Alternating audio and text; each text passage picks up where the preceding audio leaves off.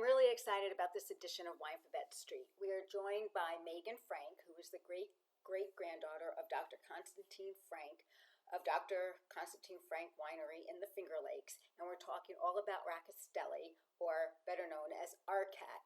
And it's a grape that comes from the Republic of Georgia that Dr. Frank planted in the Finger Lakes, and it is thriving. And it is a wonderful, wonderful grape, makes great wine.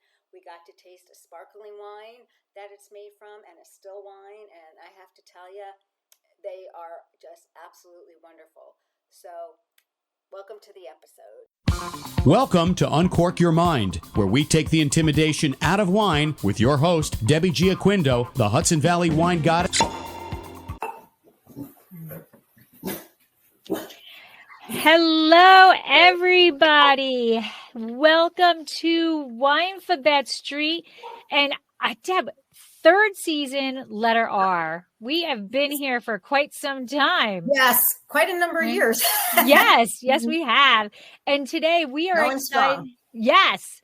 And we are excited today because we have one of the grapes that is basically kind of really an forgotten grape, but one of the oldest grapes ever. And we have an amazing guest for you. So R stands for Rkatsiteli.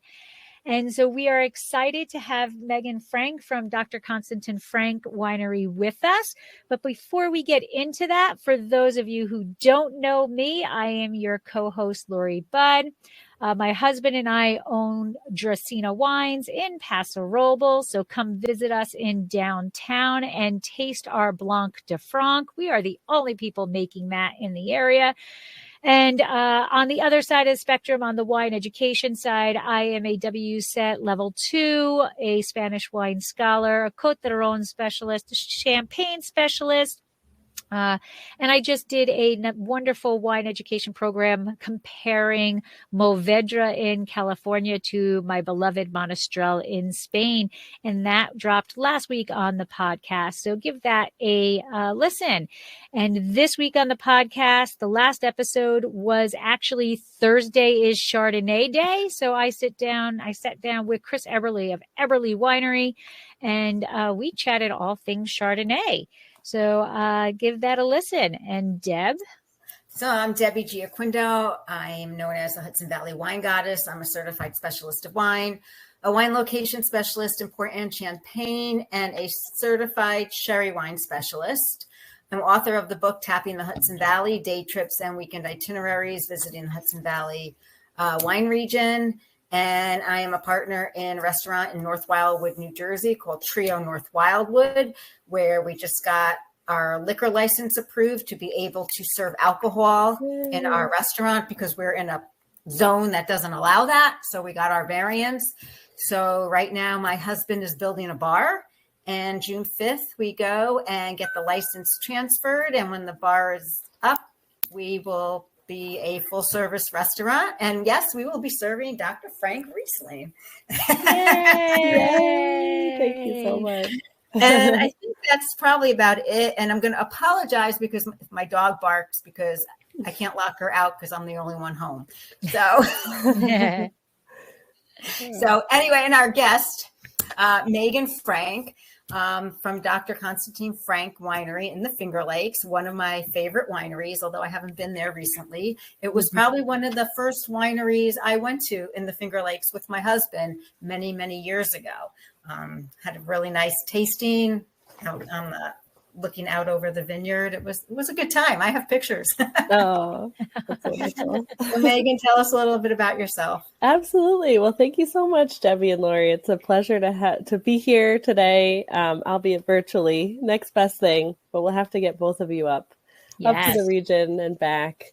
So I've been working at my family's winery for about 11 years. So I work with my father, Fred.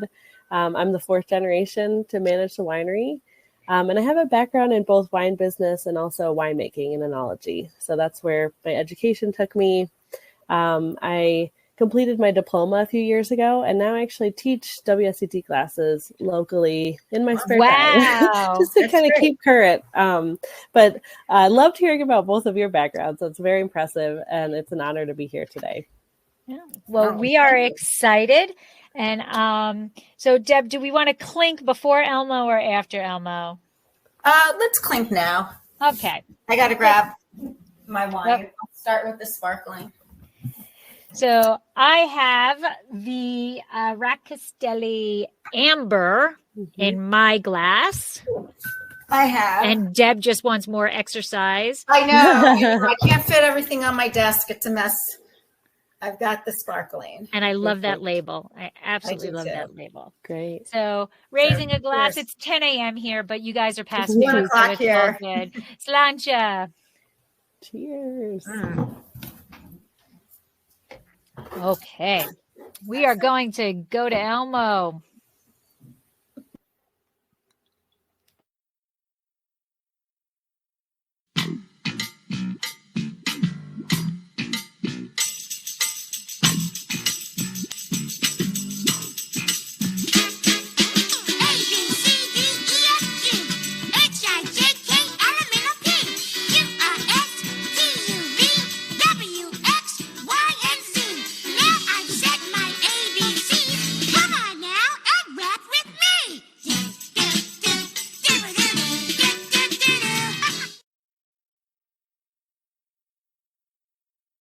All right. Audio on. All right. Yes, audio on. Welcome, welcome, welcome.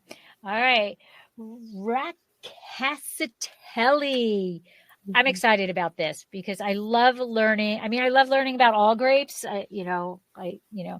but when they're these weird ones and super old ones that just are not, rolling off of everybody's tongue, these are the ones I really dive into. And so I think really it's great excited. introducing people to these grapes. Mm-hmm. That to me is like the wine list at the restaurant. I will have a California Chardonnay and Cab because that's what the people down here, like. But other than that, it's actually going to be a lot of people through this program. Right. Yeah. Wonderful. That's really nice. Wonderful. Yeah, because people got to think outside the box. Outside there's so much wine out there that is so good and is so meant to enjoy. Yep. So, yep. Excellent. So we'll see how this goes. So Meaghan, it was your great grandfather, right? Yes. That started it. Okay. Yes. Yeah. Mm-hmm. And I was trying to think, okay, I'm tracking back your, I know. It's the great grandfather. I didn't want to put too many greats in too many greats, exactly. And he's pretty famous in the Finger Lakes, for everything that he's done. How did he find his way to wine? And give us some background on his path and his legendary status. Yeah, absolutely. So he has a very interesting background. So Konstantin was his name. He grew up in Odessa, Ukraine. And from a really young age became interested in grape growing and winemaking.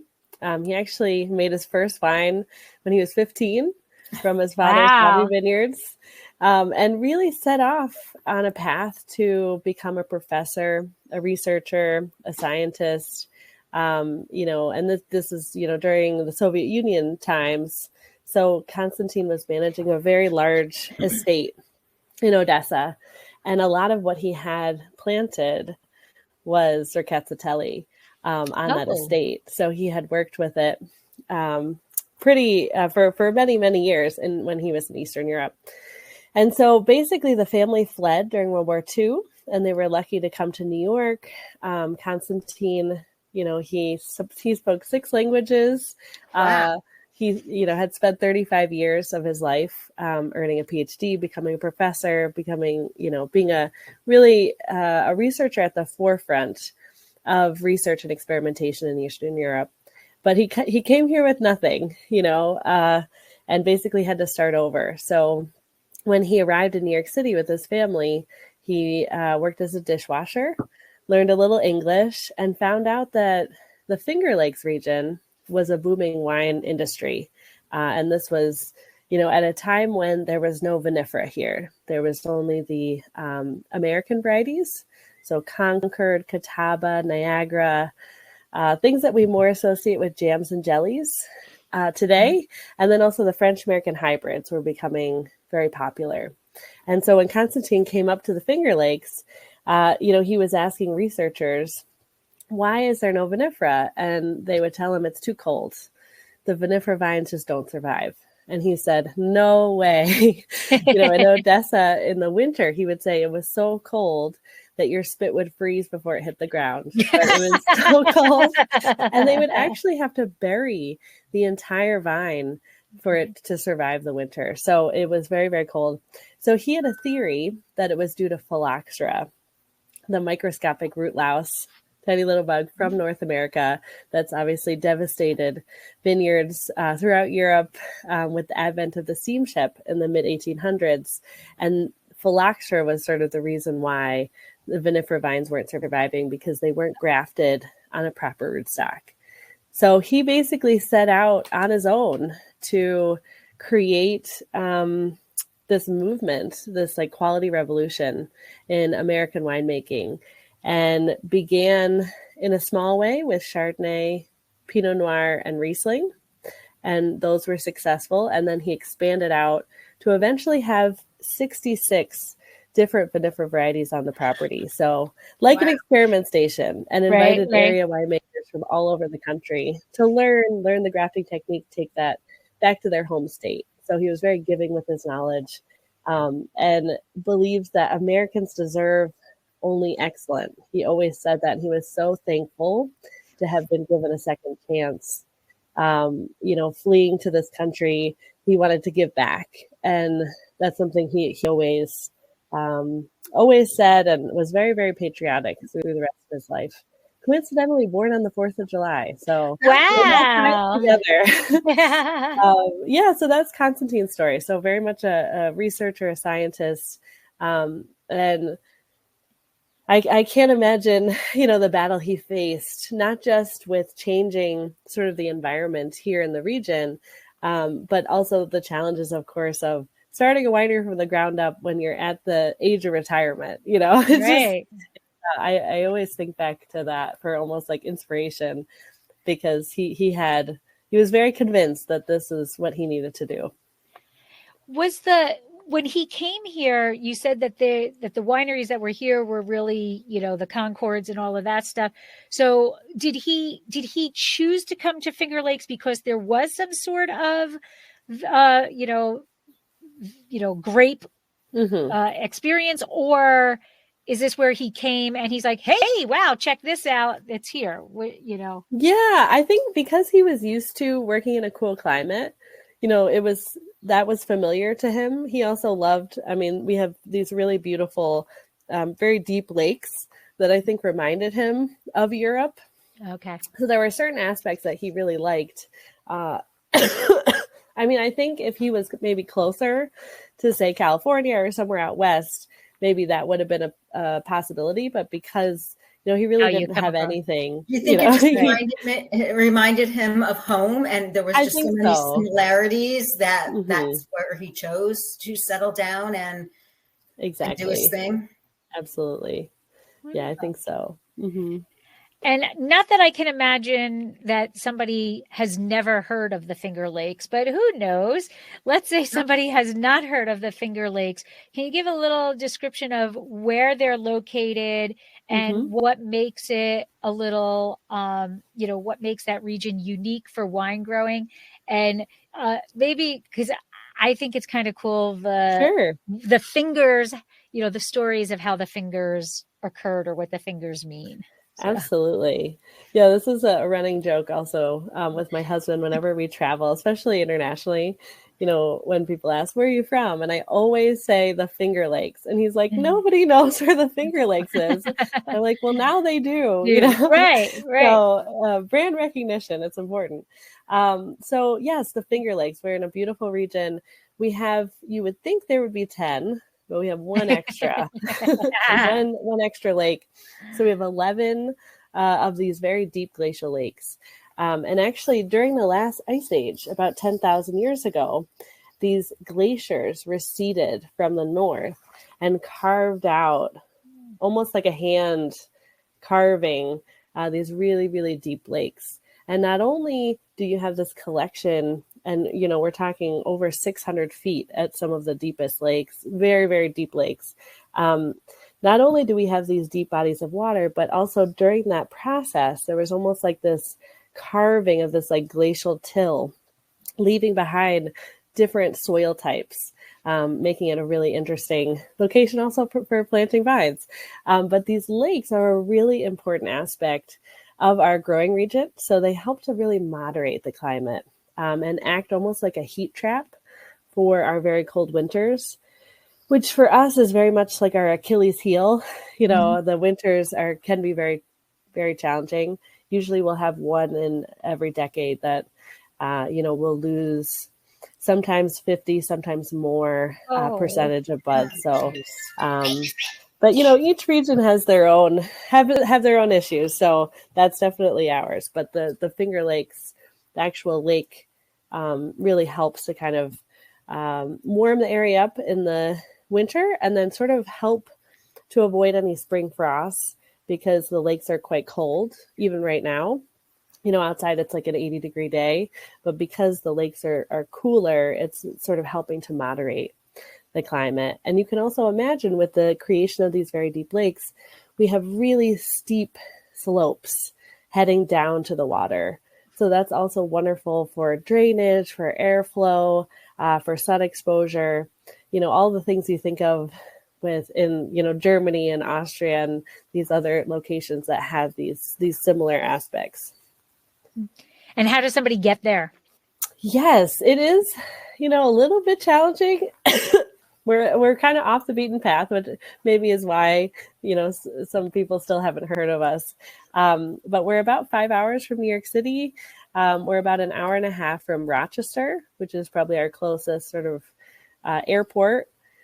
So it is important to rent a car when you're here because there's no such thing as Ubers or Lyfts up here. But it is nice and rural and relaxed, and there's no traffic, so that's nice. So I would say either coming from New York and driving from New York City, or Philadelphia is not too far. Boston, they're all 5 to 6 hours, or flying into Rochester and then renting a car. Wonderful. And it's well worth it. Yes, thank you. Beautiful country up there. Yeah, definitely. It truly is. It just really is, and it's quiet, green. I mean, anything. If you're stressed, it will get rid of your stress. I agree, and there's wine too. Yeah, so even and wine. Yeah, melt the stress faster. It really is when you get there. Just as soon as you start to see the views of the lakes and stuff, you feel your shoulders start to drop down, and just something comes over you, and it's just it's one of my happy places. So I don't know. Thank you. So Meaghan, being a pioneer that your great grandfather was, what kind of initial challenges did he face? And when he decided to move forward and in his retirement years and plant vines and everything, and how did he overcome them? Because I'm sure there was a lot of challenges and a lot of naysayers. Absolutely. Yeah. And he just didn't care, honestly. Yeah. Good for him. Yeah, I know. I like to take that with me because I think I care a little bit too much, and to just think about him just paving his own path. And there was a fairly large wine industry, especially pre-Prohibition. Prohibition really, wreaked a lot of havoc, I would say, in our region. A lot of wineries did go out of business. But when Konstantin arrived, there were 12 very large wineries making a lot of money, selling pretty sweet, grapey, and flavor wines. And he was sort of upsetting the apple cart, if you will, if that's the saying. So he was coming in saying that, these grapes are not good enough. You need to be making wine from these varieties. And, he was just adamant. And he had some individuals that would, that believed in him. And many of those wineries have survived and have continued. Very few, I would say, just maybe 3 of those original wineries are still in existence. Like they were just not willing to change with the times. So he was onto something, but had a lot of backlash and a lot of sort of an uphill battle, if you will. Was it more like, look at that crazy old man? Yeah, they called him the crazy old doctor on the hill, and he just didn't care. He was like, whatever, I'm going to do what I set out to do. And then, of course, a lot of people expected the winery to just go under after Konstantin passed away, that it was just an experiment that started and ended with Konstantin. And so the fact that we're here 4 generations later, I think is a true testament to, his belief and his conviction was actually, it was a possibility for success in the future. Wonderful. And sustainability, it is so, it's a buzzword now that is a great buzzword and needs to be done. So what are your sustainability practices? Do you have initiatives in the winery? How are you dealing with the vineyards and the people? Because that's really, sustainability is really more than just in the vineyard. Yeah. Absolutely. Yeah, no, it's a great question. So New York State actually just came out with a pretty comprehensive sustainability initiative.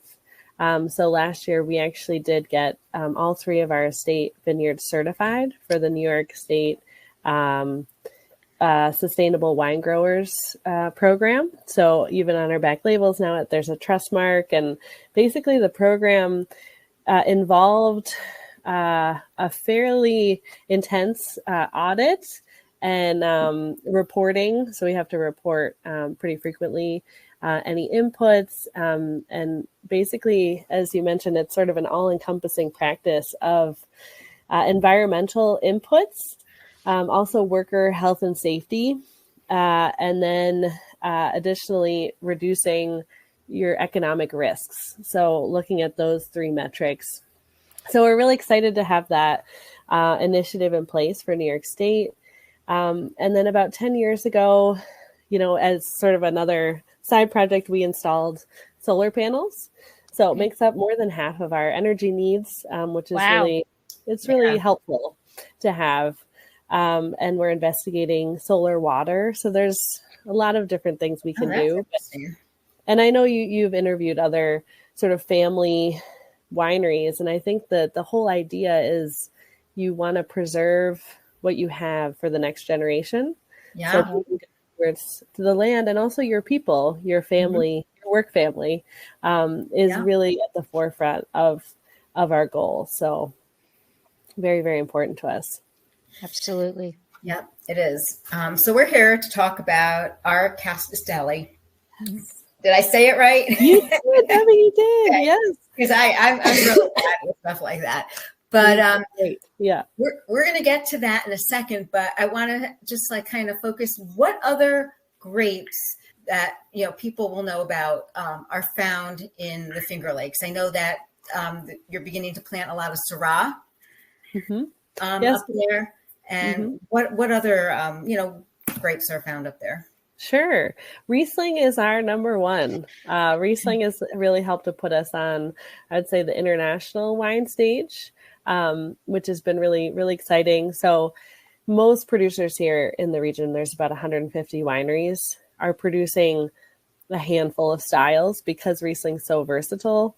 We produce 9 styles ourselves, between traditional method sparkling all the way to botrytis dessert wine. So there's so much to say with Riesling, but we work with 17 different vinifera varieties. So there's a lot of experimentation. I would say past Riesling and also Cabernet Franc, I would say, is probably our big red grape. Lori likes Cabernet Franc. Yeah. That is probably our biggest red. But also Pinot Noir, Chardonnay, Gewürztraminer, Pinot Gris, Pinot Blanc, a lot of Alsatian varieties, Germanic varieties. Syrah is being grown in some of the warmer sites, and there has been a lot of interest there because of the sort of elegant style you can produce. But traditional method sparkling is really on fire here. So that is a big category for us, which is next year will be our 40th year of our first. Oh my goodness. Yeah, and that was something my grandfather started. So the son of Konstantin he was very passionate about sparkling wine. And we actually have a whole traditional method sparkling wine cellar right next door that's just devoted to sparkling. So we're almost seeing that as like the next big thing. Riesling has arrived, but sparkling, I think we're on the horizon for. And you're doing that sparkling from start to finish? Start to finish. Wonderful. And then it's good because it's cold climate. So you have that opportunity to start picking the end of August, beginning of September to make the sparkling.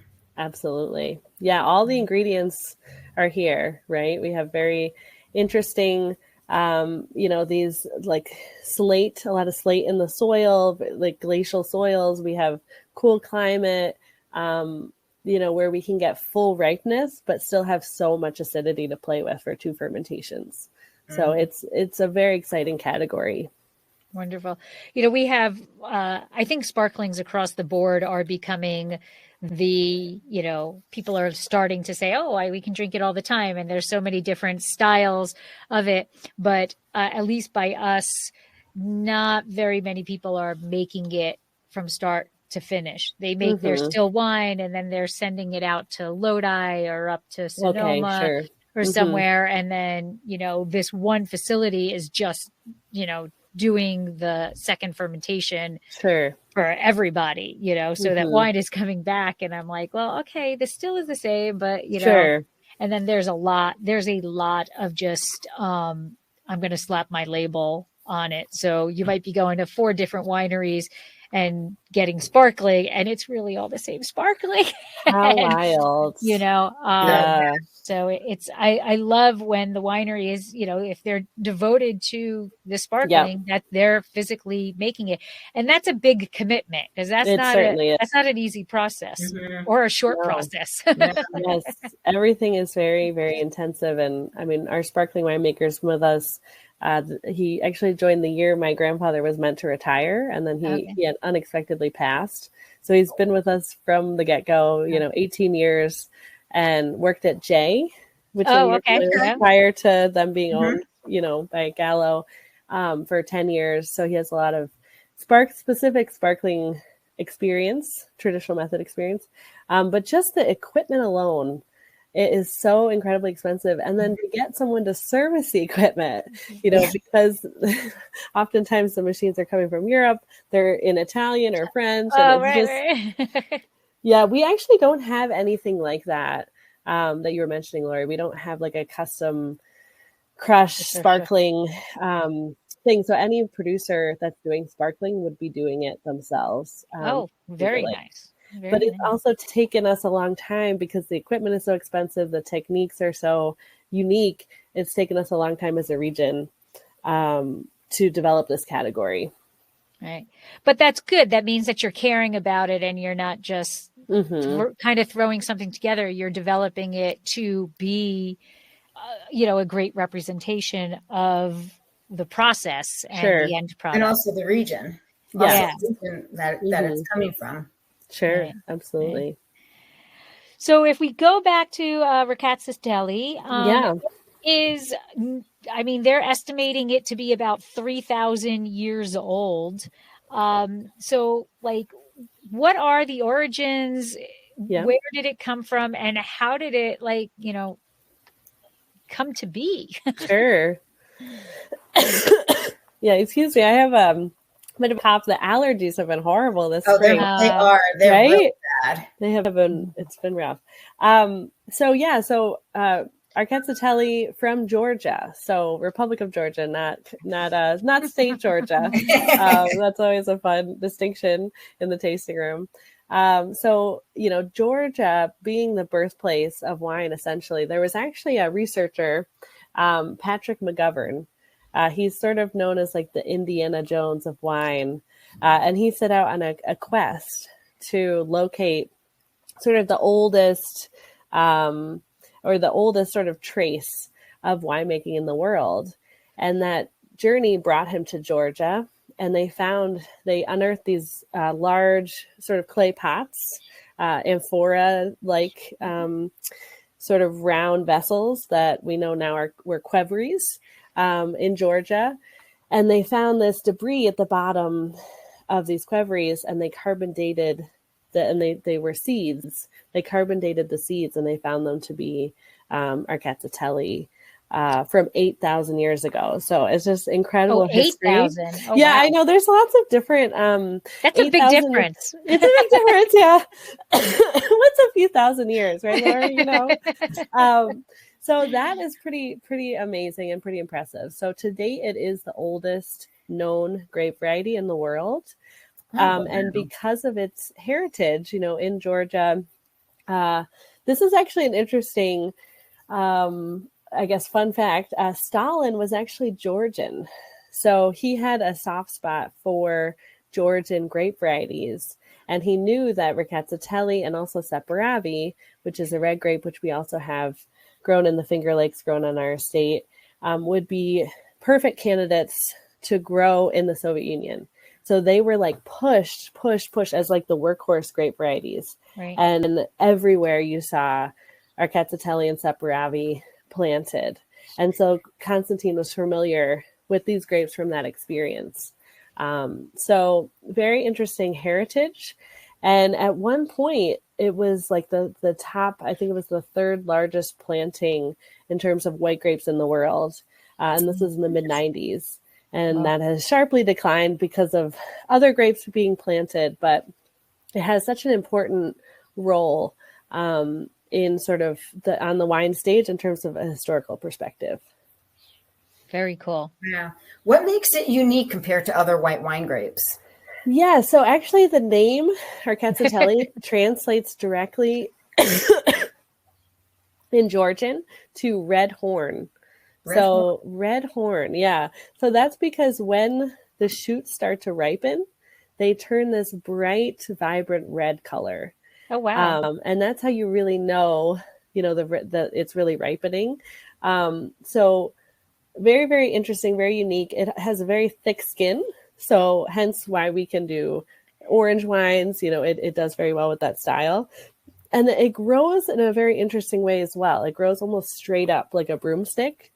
So it has to be hedged and maintained. Even though we have vines, you know, going back to the 1950s, it can be quite a vigorous variety, especially if it's planted on soil that, you know, can handle vigor. I would say that recipe is not ideal. You kind of want to plant Rkats on pretty poor, low vigor soil and to match it with a rootstock that's going to match sort of the vigor to control it, because it can grow, I would say, very, very vigorously when left unattended. Yeah, like a bad hair day. Yeah, exactly. you gotta use the hairspray and tame it a little bit. And so you mentioned about the Winery. So can you explain what, I mean, you did a little bit about it, but how does it differ, or does it differ from the eggs that we're now seeing as you know, more and more wineries are purchasing eggs and you know, the amphora? What's the difference between those, and what does the Winery actually add to the dimension of the wine? Yeah, I think for us, we don't have any Wineries on site. It is a dream to have one. There aren't any that I know of that are sort of sold from Georgia, but we are in communication. I have a Georgian friend who is kind of helping organize that potential. But we do use amphora. They're from Italy. They act in the same way, though. I think the important idea of a Winery or an amphora is you have, especially during fermentation, sort of the kinetics of fermentation, because you have your carbon dioxide, and the shape of the vessel makes a big difference. So the Wineries are often like rounded. So it helps to control the temperature during fermentation. And so you have a constant rotation of the skins with the juice. And then in terms of aging, it's not an inert vessel like stainless steel, but you're also not adding any flavor like you would oak. You know, you have basically this micro oxygenation effect, but it's very, very minimal. That's helping to add texture to the wine and helping sort of assist with that, with especially if it's fermented on the skins, the tannin sort of melding with the wine, reducing the bitterness from the skins. So all of that, I think, is very interesting. The qvevris, I know, are buried. So they're buried in the ground, whereas our amphoras are not buried. That would be a little bit challenging. So that's another sort of distinction. But I know in Georgia, there's a variety of techniques. And, you know, some winemakers will literally just put the skins and the juice, seal up the qvevri, you know, put a little fermentation sort of valve to make sure. Bubble. And then just wait till the spring to unearth it. So that's full on trusting that things are going well. And then others I know do a variety of other techniques where they, you know, basically move to another qvevri after fermentation, or do a combination of oak barrels and qvevri, or mix in with stainless steel. So there's just a lot of different things happening, I think, in Georgia, which is really interesting as they continue to you know, find their identity as sort of a more modern wine region. So now that things have opened up, you can find Georgian wines a lot. They're much more prevalent than they were, which is really wonderful. So we actually host, it's going to be in about 2 weeks. So if you guys are in the area, we'd love to host you. We do a Separavi festival. We're the host winery. Yeah, and Rkatsiteli finds its way in because all these Georgian producers have both. So that's a really fun celebration that we're hosting in a few weeks. But yeah, it's great to chat with some of these Georgian winemakers and see what are they testing, what are they trying. Very cool. That is cool. That is cool. Yeah. Yes, I know McGregor. Yes, McGregor. Yep, they'll be there. Yep. I haven't seen John in a very long time. He's great. He has a little son. Oh, does he? That's great. Yeah, I haven't seen him in a really long time. When you see him, tell him I said hi. Oh, I certainly will. Debbie. But moving on. Yeah. You know, was your grandfather the one that brought our Rkatsiteli to the Finger Lakes? Yes. Yep. So that's how the grape found its way there. That is correct. Yeah. Now, how did he go about doing that? Like, it's not like in a backpack. I know, in a little suitcase. Right? Exactly. Smuggle it in a suitcase. Yeah. I mean, that's a possibility. From what I understand, there were 2 sort of, or 3 really, experiment stations that he worked very closely with. There was one in Quebec, which for us is not terribly far. He spoke fluent French. So for him to go up to Quebec and get cuttings, that was like a clearinghouse for him almost. There was one in Maryland and then one in Texas that he also would ship in vines. And there were not these very strict quarantine laws back then. You're talking 50s and 60s. So basically they would, he would have a connection and then get the cuttings and then hand graft himself on the rootstock that he wanted to use. So that was basically the early days. And he had varieties that we no longer have that, I don't think have a bright future in the Finger Lakes, like Pedro Jimenez. I don't know how that survived, but Ferment, which is another very interesting one. Nice. He had Gamay, which some producers still have in the region. Matsvani, that's an Eastern European grape. So just so many, over 60. So he was really experimenting with what was going to work and what didn't work so well. So before we go on, we started talking about sparkling, but we didn't talk about your sparkling, and Debbie has it in her glass. So I think let's talk about this actual version, or I should say expression. I hate using the word version. Expression. And it is Méthode Champenois. Yep. So tell us about this wine as Debbie is sipping on it. And of course, this beautiful label. Yeah. So this was our first release of a sparkling Rkatsiteli. We've only ever done still wine prior to this. And it was just really fun. Eric, our sparkling winemaker, was excited to try it. And we had some Georgian examples that we were really inspired by. So this one is, as you mentioned, Lori, it's made in the traditional method. Especially Rkatsiteli has a tremendous amount of acidity, so making it a fantastic candidate for this style.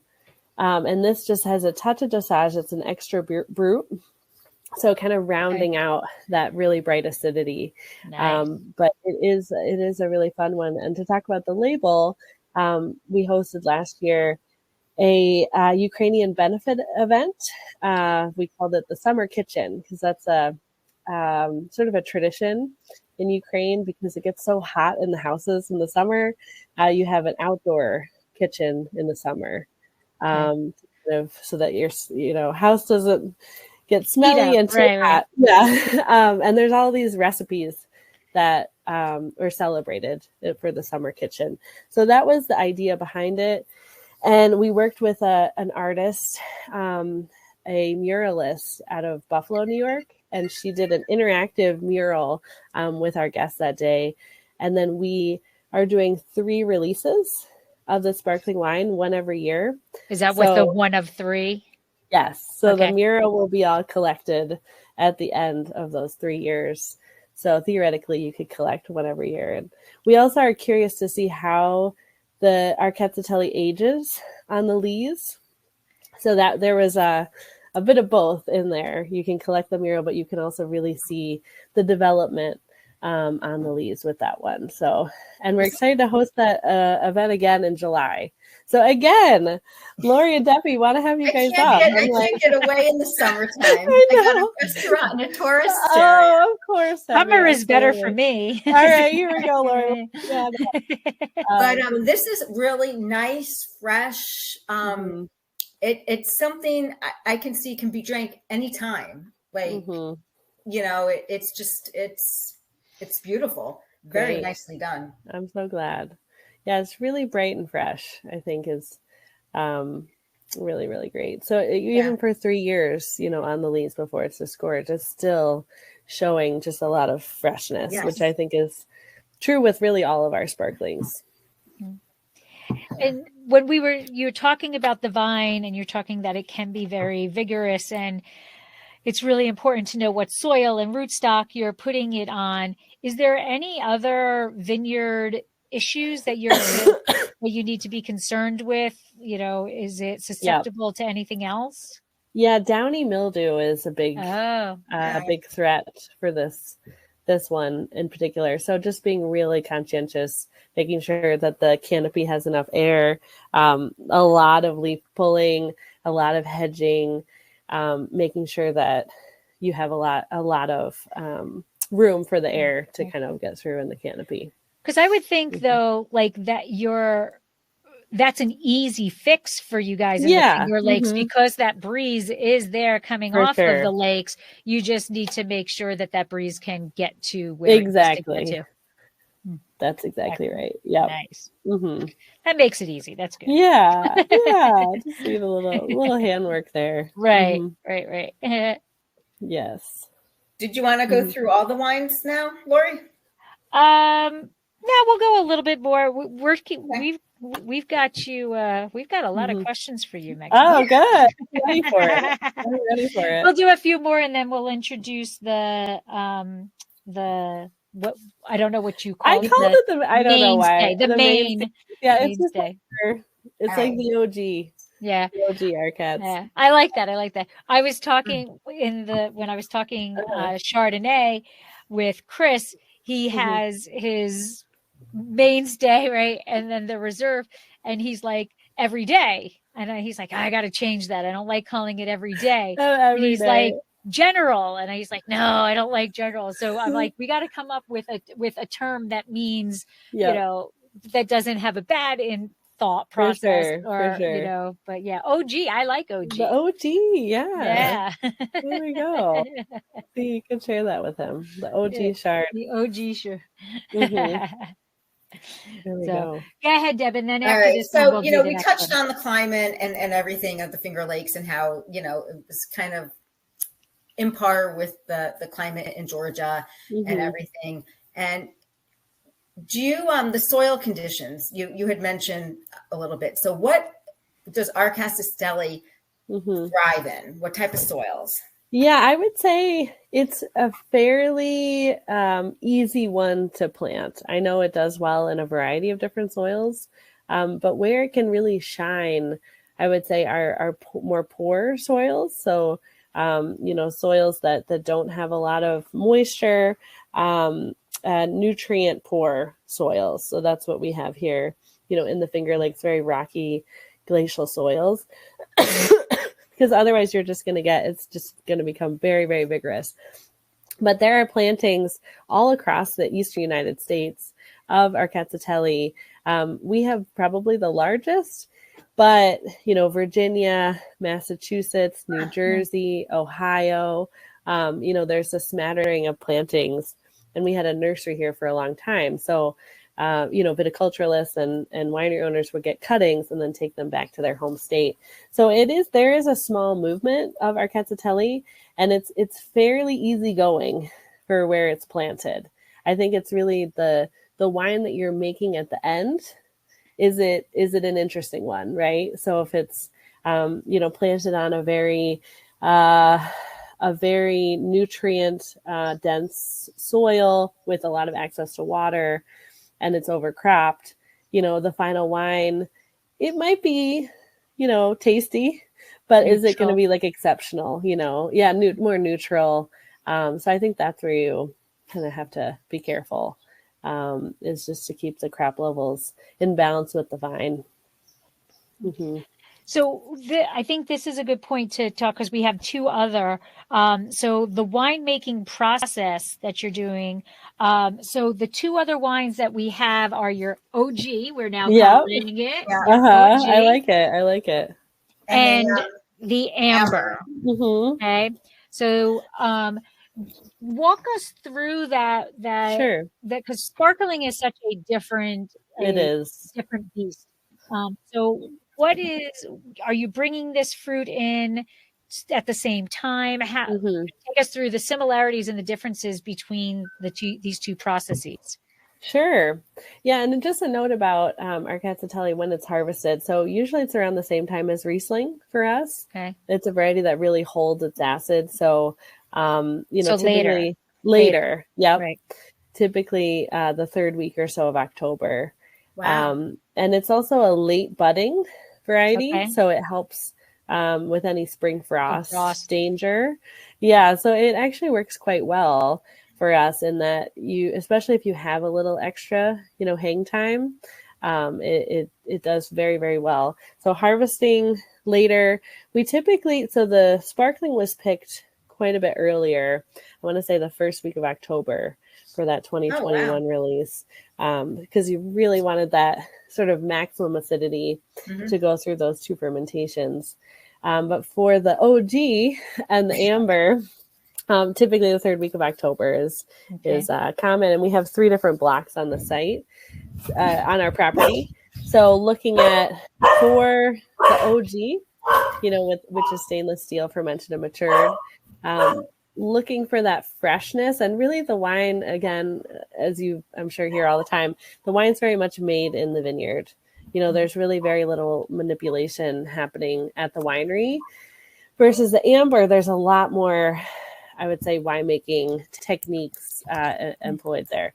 So with the OG, basically pretty standard crushing to stemming, removing the skins during the press cycle, treating it almost like a Riesling in that way, like really looking to capture all the aromatic potential, and then going into a stainless steel tank for fermentation. And we typically ferment actually with a yeast that does well with thiols. So like a Sauvignon Blanc yeast is a typical one for us, because it really heightens that like guava passion for like the kind of tropical notes that you can get.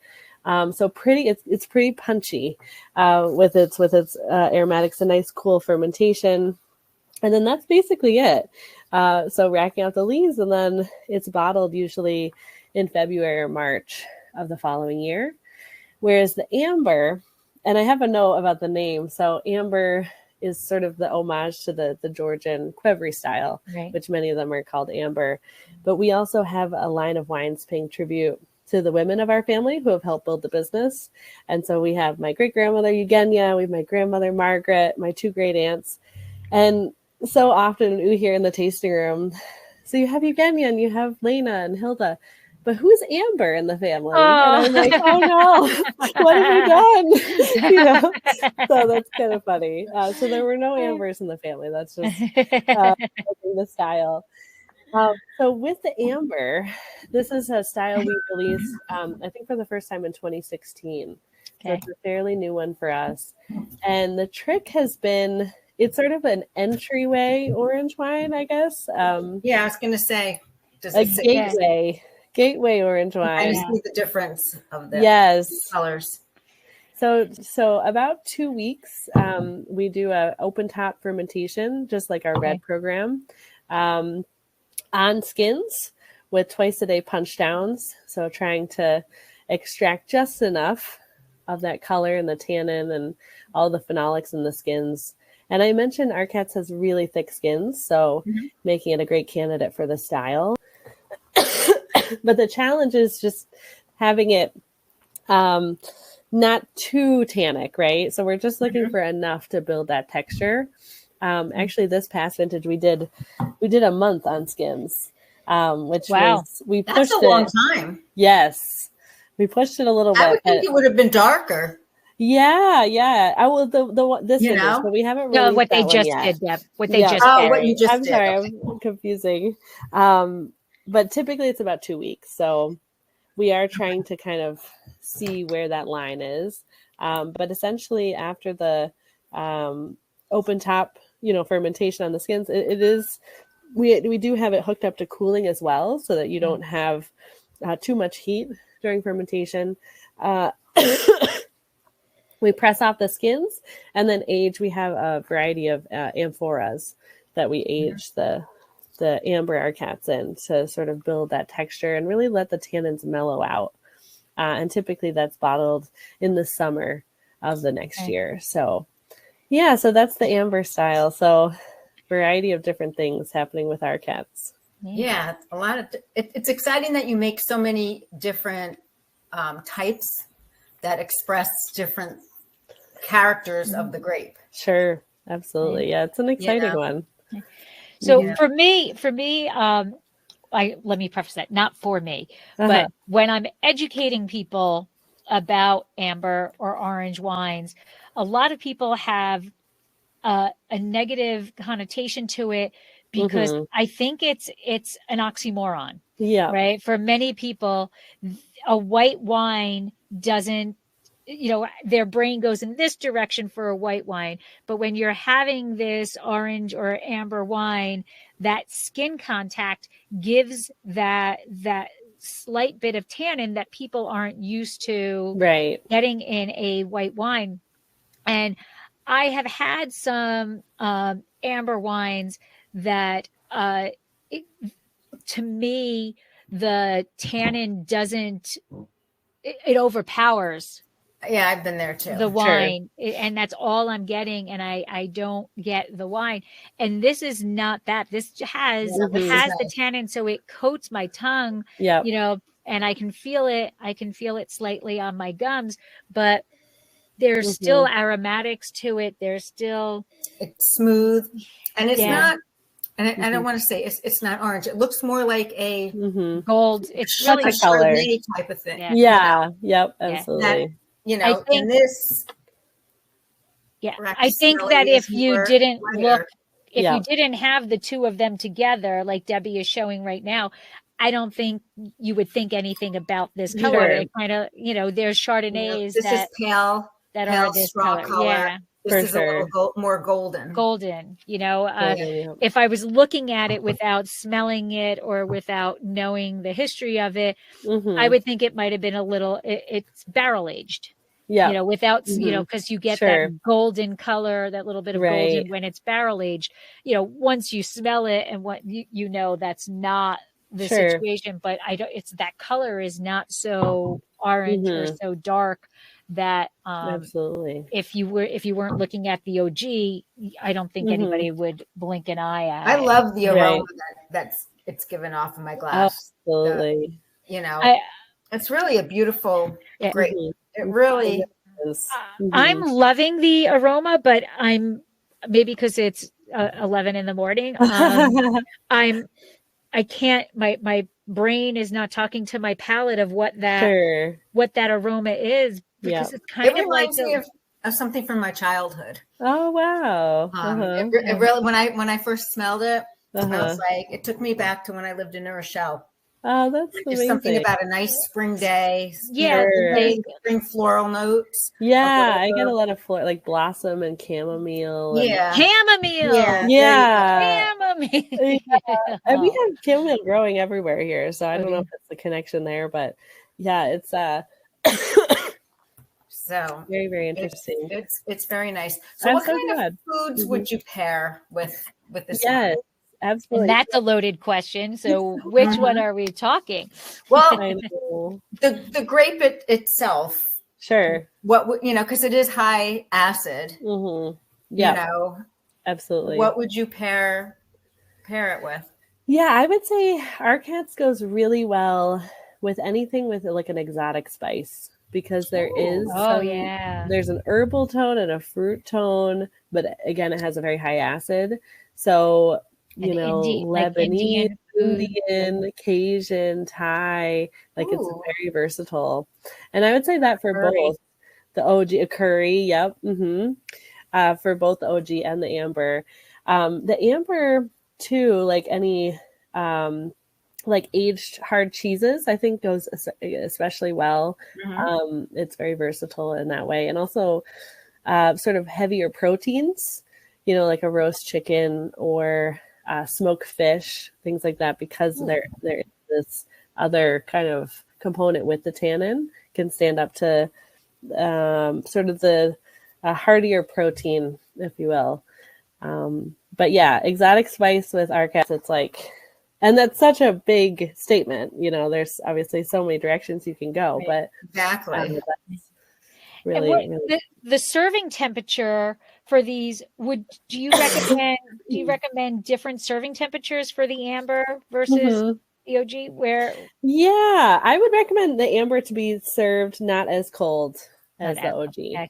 Yeah, maybe you know, taking the tannins. Yeah, exactly. Let's thinking about it like a maybe oak-aged Chardonnay, where you want it you know, above room temp, but not as cold as fridge temp. So somewhere between there. So maybe just leaving it out on the counter for a half an hour or so prior to serving would do the trick. But I think you're going to lose a lot of the very delicate aromas if it's too cold. Really, for both wines. Open up nice, because I did try them before we even got on here. I just poured a little bit, and it does. This opens up and it's smooth. It's you know, on your palate, a little on the, I don't want to say creamy side, but it's, you know, absolutely. Yeah. You know, but when I first tasted it, it was just like, boom, I'm here. And, you know, what are you doing? Totally. It needed to open a little bit. Yeah. For sure. It was like, leave me alone. Leave me alone. I need time. I'll be ready after, you know, a half hour passes. And what about consumption of these? You know, can we, because of the tannin in the amber, does that age better than the Rkats that it doesn't have the skins? Sure. Yeah, I would say so. Yeah, I mean, we have a pretty comprehensive library of our wines going back to the 60s. Rkats, because of its acidity, really does age very well. But we're really producing the OG, I guess, for I mean, of course you can age it, but it's really meant to be a fresh example, if that makes sense. That because of those, the primary aromas are just a really big part of the wine. I think that one we would recommend. Of course you can age it, but the amber, because it's likely to develop more of those like tertiary, almost like orange marmalade, nutty kind of characters over time. That would be interesting to see where that's going. And what are you looking for at harvest? What's your, a little bit of the chemistry? What's your bricks you're picking? Sure. No, I mean, we'll obviously lower bricks, for the sparkling, but when harvesting the Rkats, what's the bricks? What's that acid like? Yeah, no, the acid can be pretty high. So looking at, 21 to 23 bricks, I would say is a pretty safe. And then around 18, 19 for the sparkling. Acid, we've seen anywhere from, 10 grams, really 8 as the low, but 10 grams up to 13 sometimes grams of acid. So it can be fairly high in its acid. But that's, again, what makes the wine, I think, so fresh and vibrant. Right. Mm-hmm. Do people come in, like when they come into your winery for a tasting, how has the reception been towards Rkatsiteli? Because, people, what I see, if it's not like Chardonnay or Sauvignon Blanc, they're like, they don't want to have anything to do with it. Sure. Well, I have to tell you something. It may sound unbelievable, but for the past 3 years, sort of the OG Rkatsiteli has been the number one selling wine out of our tasting room. And we get 80,000 visitors a year. So it's a pretty robust, in the season, we're a very seasonal business in terms of our hospitality side of it. But I couldn't believe it when we ran that report. I think we did it for the first time 2 years ago. I would have sworn that it was either the dry or semi-dry Riesling, but the Rkats beat it. And I think it's because it has that story. Because of our Ukrainian heritage, that Konstantin was the first to plant it, that it's an ancient grape variety, the oldest in the world. I think people really resonate with that. And then, of course, they taste the wine and they're like, oh, I like this. And it has a story. And I can serve it with all these dishes. What a conversation piece, right? Yes. If you not only that, how Riesling can be, I know this is an acidic wine, but Riesling can be so acidic it takes the enamel off your teeth. Sure. This is elegantly acidic. Sure. There is an elegance to this grape, to this wine. Well, this is the OG. Sure. But the grape in general, with all three of the wines, there is like an elegance to it. Sure. Where it can be fun. It can, it pairs well with, all these foods. Yeah. It's not, Yeah. And I think that, if somebody, and I please don't take this as putting down Riesling, because I know Riesling is so thing in the Finger Lakes. But if you're going to somebody's house and you're bringing wine and you're bringing a Riesling, it's another bottle of wine, no matter who's making it, who's what. They're very familiar with Riesling. Right. It's everywhere. It's your, you said earlier, that's really kind of the most common, well-known grape there. But if you're going to a dinner party and you bring Rkatsiteli, people are like, whoa, you're the cool one at the dinner party. You get the award for the most esoteric wine brought. And it's so good that you're like, I've got this cool wine, and wait till you taste it.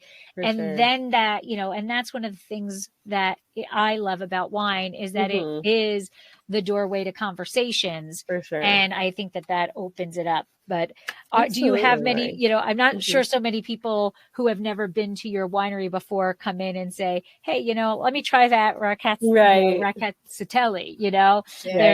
but once they taste it, they're like, oh my God, this is going to bring back memories when I open this bottle, and this is going to give me conversation, and I'm going to impress the people because it's a darn good wine, right? Absolutely. It is. All three of them are so nice. It's like, it really sucks that it's 2:00 in the afternoon, because I could just sit down and drink. It's 5:00 somewhere. I have too much work to do. I'm going to take chicken out for dinner and make something, that sounds great. Some type of an ethnic spice, like tarragon or rosemary, some herbal notes. That would be beautiful. Or curry. Yeah. Yeah. Mm-hmm. So with it being like the number one planted grape variety in the Soviet Union, for quite some time, and now being almost unknown, right? Why do you think that happened? It's, not understanding how to grow it, not like what? Yeah, I think for a long time, the wines, from say Georgia, Ukraine, that sort of area were not widely available for a very long time. So American consumers were not, unless they visited, the random assortment of wineries on the East Coast that have a small planting, would maybe not be familiar with it just because of the accessibility. I do think the name holds it back. So I love the name, but it is pretty intimidating, with the R and the K. So often we have our guests, they come and they say, oh, I really want that R wine, because it's intimidating. So what we say is we shorten it RCATs. I like it. That's so easy. I can pronounce that. Yeah, RCATs, right? And then you're like in the know, you're in the club. To know that's about like this that's grape. like how if somebody lives in Paso Robles or they're visiting, right? We never say Paso Robles. Sure, we're Paso. Paso. It's Paso. Yeah. It's Paso. But visitors, then you get into the thing of, is it Paso Robles, Paso Robles? All that stuff. Yeah. I mean, honestly, technically it's Robles, but nobody says it's Robles. Robles. But if you live there, it's Paso, right? Yeah, so Paso. that's how you can tell, So it's the RCATs and the Paso RCATs, club, right? You're in the in crowd. You're in the in crowd. Absolutely. Yeah. But I do agree with that, because I think that's a problem with Gewürztraminer. Absolutely.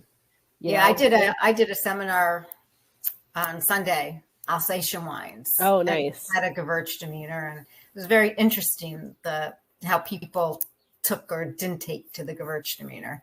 Right. And then I had a Gentile, which was a blend, and even though there was Gewürztraminer in that, and I could taste it was very upfront. People seem to like that better than the Gewürz on the and then we even shorten it Gewürz, right? And then, it's like easier. And I wasn't even conscious of myself saying that. Yeah, no, I think it's great though, because it is. That's another one that's intimidating. And so you often, it's like, oh, the one that starts with a G and then the one that starts with an R. And we also plant Gruner Veltliner. Which I was going to say, good. That was the next one I was going to say. You just call that groovy. Yeah, right? Groovy, exactly. So these little ways to make it a little less intimidating, I feel like is fantastic.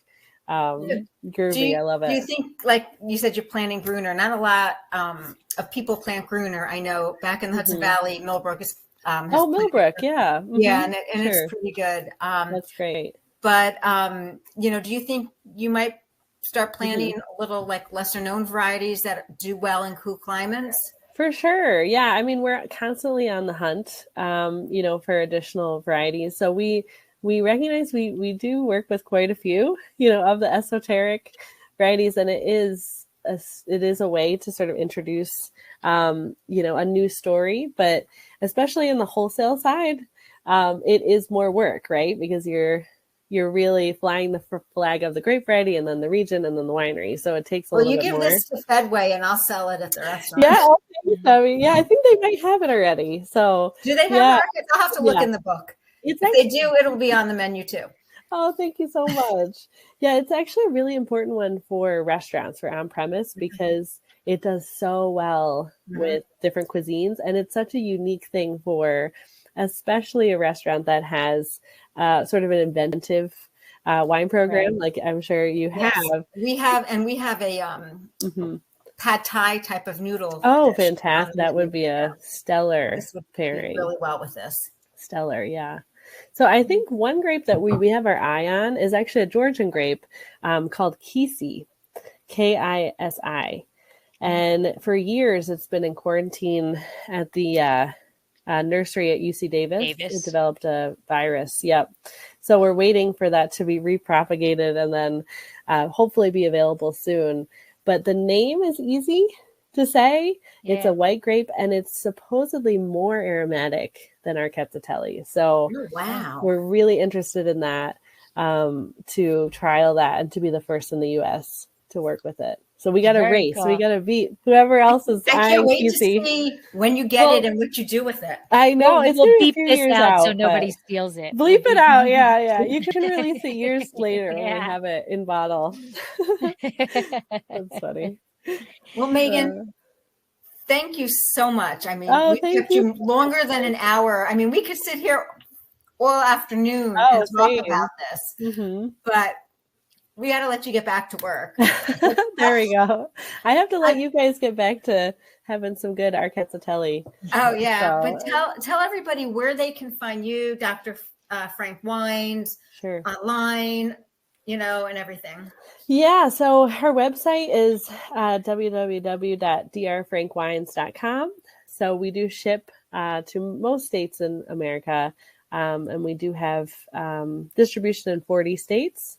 So most of the U.S. and 9 export markets, Japan being the biggest, but in small amounts. But so if you have any international visitors, but definitely welcome everyone to come visit us in the Finger Lakes. We have a variety of wonderful experiences, going from very intensive sort of put your winemaker hat on tours and experiences to very laid back, sort of look at the beautiful lake and enjoy some wine. So the whole gamut of sort of a guest experience. So would love to host you guys and host everyone up in the region. And which lake are you on? We are in Keuka. So not to be confused with Cayuga, which is another lake. So that most of the wine growing is on the 3 middle lakes. So Keuka, which is a Y-shaped lake. That is a very unique shape. And then there's Seneca in the middle, and then Cayuga further out of the 11. Those are the 3 major. But Keuka with the Y shape is the most special. And in the Iroquois language, it means canoe landing, because it was just known as being the best lake to sort of paddle and the most beautiful lake. So I'm clearly biased, but Keuka is where we are. Okay. I always say when I talk about the Finger Lakes and there's Cayuga and Cayuga, I always say Cayuga with the K. With a K, exactly. Yeah. With a K. That's what I always say. Not to be confused with Cayuga with the C. Correct. Right. Yes, it's on the west side of Seneca, not the east side of Seneca. Exactly. That's a good way to say it. Yeah. Absolutely. Well, Meaghan, thank you so much for sending us the wine, allowing us to enjoy it. Sure. We have the 2 here. And of course, this beautiful sparkling. Yeah. And so we appreciate you sharing all of your knowledge and everything with us. And I did save a little bit, so I'll raise the glass. Cheers. And thank you very much. Slancha. Thank you. Slancha. Cheers. Bye-bye. Thank you very much. Week. You too. Take care. Hope to see you soon. Thank you. Yep. Oh my God, what a great episode. I had such a good time talking with Meaghan Frank of Dr. Frank Wines. And Dr. Frank is one of my favorite wineries in the Finger Lakes. I do have a few, so nobody get their hemorrhoids in an uproar. But I love the Finger Lakes. And I hope when you get up to the Finger Lakes, you have a chance to go over to Dr. Frank Wines and taste through their portfolio. I will note, yes, I do have their Riesling at my restaurant. I would have the Arcat, but thank you, Fedway. They were out of it. So please try the Rkatsiteli wines. You won't be disappointed. It's such a great wine, very versatile, great tasting. Will pair well with fish, with chicken. You'll really enjoy it. So thank you so much for tuning in. I am Debbie G. Aquindo, the Hudson Valley Wine Goddess. You can find me at hudsonvalleywinegoddess.com. You can email me at debbie@hudsonvalleywinegoddess.com. You can find me on Facebook at Hudson Valley Wine Goddess, Twitter, HV Wine Goddess, and on Instagram, HV Wine Goddess. And please leave us a review of what you thought about the podcast. See you next time.